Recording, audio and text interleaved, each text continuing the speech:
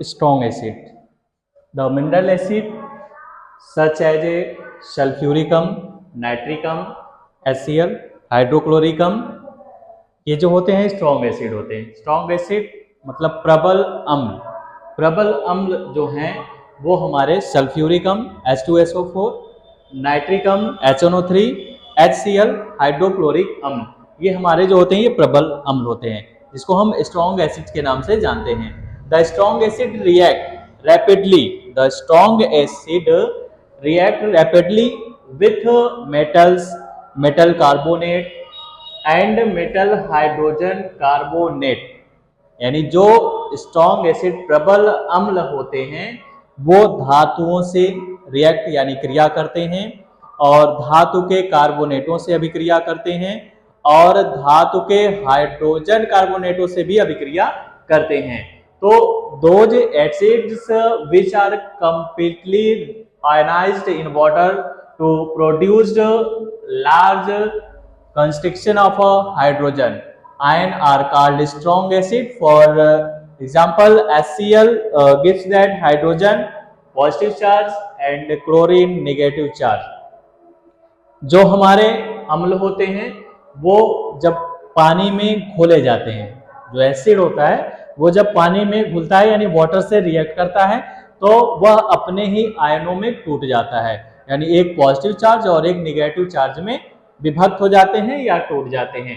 जैसे एग्जांपल के लिए हमने HCl लिया, हाइड्रोक्लोरिक अम्ल, जिसमें से हाइड्रोक्लोरिक अम्ल जब वाटर से रिएक्ट करेगा नहीं, वाटर में जब उसे घोलेंगे तो वो हाइड्रोजन पॉजिटिव चार्ज देगा और क्लोरीन का निगेटिव चार्ज देता है। सेम एग्जांपल आप सल्फ्यूरिक अम्ल का भी दे सकते हैं यानी H2SO4 का दे सकते हैं।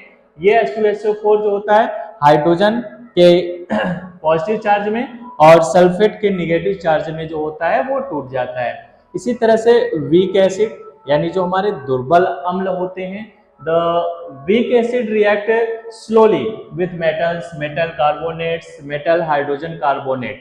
ठीक, जो हमारे दुर्बल अम्ल होते हैं वो भी उसी धातु से रिएक्ट करते हैं, विक्रिया करते हैं, चाहे वो धातु हो, चाहे धातु कार्बोनेट हो या तो धातु हाइड्रोजन कार्बोनेट हो। बस फर्क कितना होता है कि जो हमारे स्ट्रॉन्ग एसिड होते हैं उनका रिएक्शन जो होता है, उनकी गति जो होती है वो तेज गति होती है, यानी तीव्र गति से अभिक्रिया कर सकते हैं। लेकिन जो हमारा वीक एसिड होता है यानी जो हमारा कमजोर या दुर्बल अम्ल होता है वो जो होती है उनका रिएक्शन जो होता है वो धीरे धीरे होता है, यानी स्लोली करते हैं, उनकी अभिक्रिया धीरे धीरे होती है। Those acids which are feebly ionized in water and produced small concentration of hydrogen ions are called weak acid.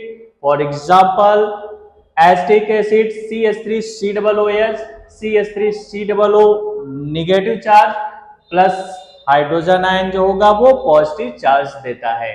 इसके बाद है हमारा पीएच स्केल, जिसको हम पीएच मान भी कहते हैं।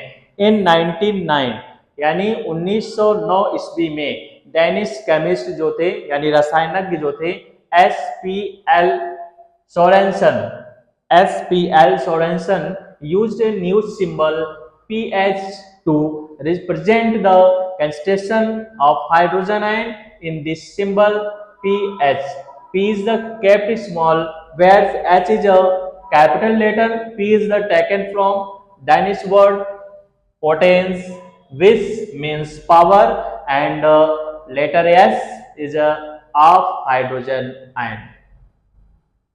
ठीक, तो 1909 ईस्वी में डानिश केमिस्ट जो थे, रसायनज्ञ जो थे SPL, उन्होंने क्या किया, एक नए सिंबल यानी एक प्रतीक या संकेत का उपयोग किया, पीएच के रूप में एक सिंबल उपयोग किया, जिसको उन्होंने ये प्रस्तुत किया यानी पीएच को रिप्रेजेंट किया, प्रस्तुत किया किसमें, सांद्रता के लिए उसे प्रेजेंट किया।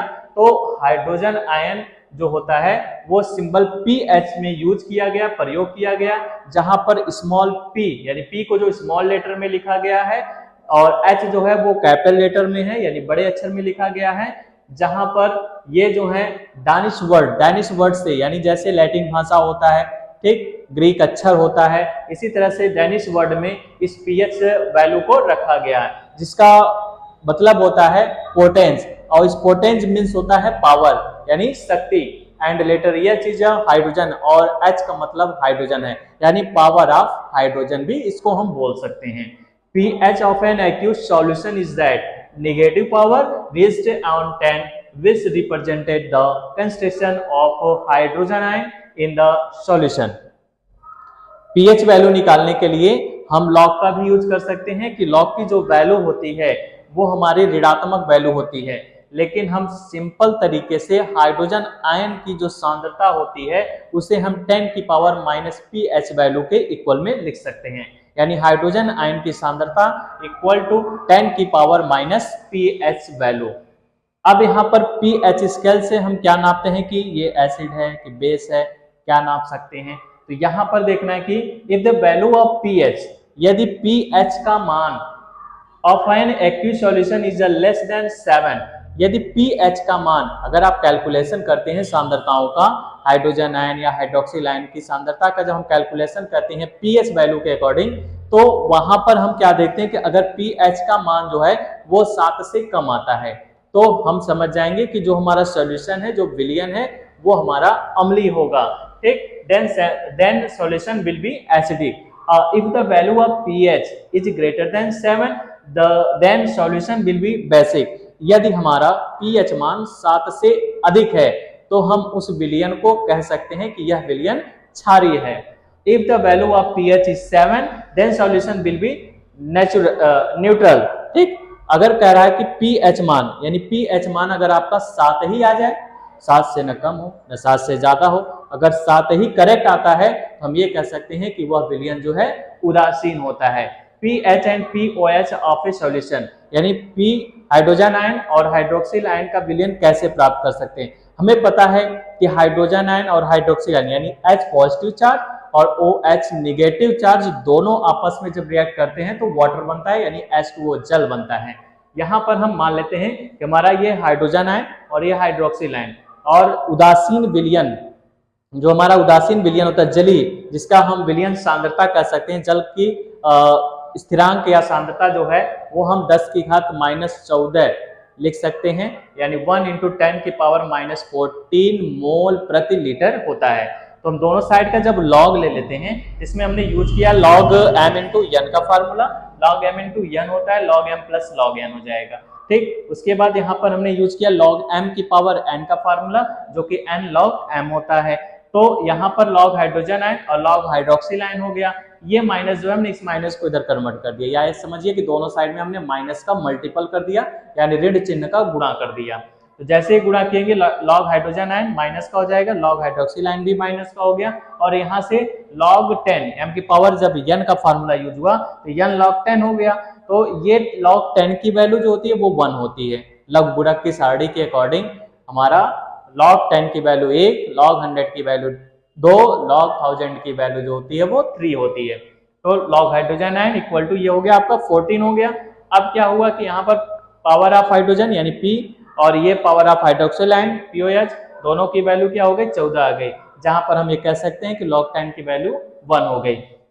एक चीज और यहाँ पर ध्यान देंगे कि जो हमारा स्ट्रॉन्ग एसिड होता है, कौन कौन से स्ट्रॉन्ग एसिड होते हैं, यानी प्रबल अम्ल कौन कौन से होते हैं। प्रबल अम्ल में हाइड्रोक्लोरिक अम्ल, नाइट्रिक अम्ल, सल्फ्यूरिक अम्ल, ये सब हमारे होते हैं। और वीक एसिड में, यानी जो हमारे दुर्बल अम्ल होते हैं, वो एसिटिक एसिड और H2SCO3 और इसे टार्टरिक एसिड भी, ठीक। स्ट्रॉन्ग बेस, इसी तरह से प्रबल क्षार होता है। प्रबल क्षार के रूप में आप caustic soda, caustic potash, barium hydroxide use करेंगे। और जो हमारा वीक बेस होगा, यानी जो कमजोर क्षार होंगे या दुर्बल क्षार होंगे, वो NH4OH अमोनियम हाइड्रोक्साइड और CuOH का होल ट्वाइस कॉपर हाइड्रोक्साइड और जिंक OH का होल ट्वाइस यानी ZnOH का होल ट्वाइस जिंक हाइड्रोक्साइड होगा। हम इस पर एक क्वेश्चन लॉग पर यहाँ पर बताएंगे कि लॉग से ये जो हमारा pH स्केल है, किस तरह से हम हाइड्रोजन आयन की सांद्रता निकालते हैं या हाइड्रोक्सिल आयन की सांद्रता निकालते हैं।